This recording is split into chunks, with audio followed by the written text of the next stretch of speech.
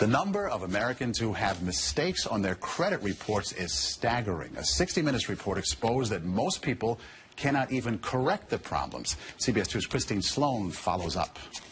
Meg Pasternak says a mistake on her credit report nearly destroyed her credit.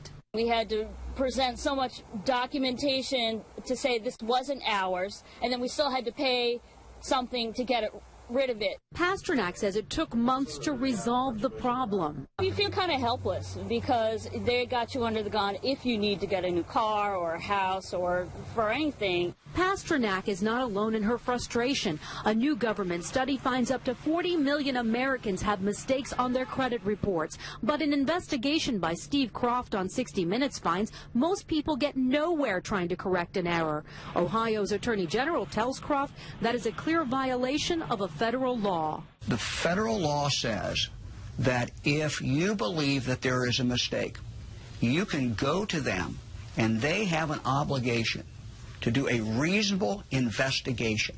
They're not doing a reasonable investigation. End result, if we're successful, is a deletion of that record from your credit report. The credit pros in Newark help people fight agencies like TransUnion and Experian. All the information they receive from a customer, they translate it into a code. They don't forward the letter and the proof of payment to the creditor.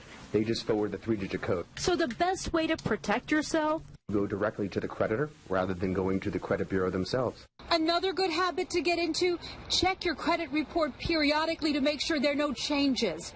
In Clark, New Jersey, Christine Sloan, CBS 2 News. And like 60 Minutes, we were unable to get an actual person at the 3 credit reporting agencies.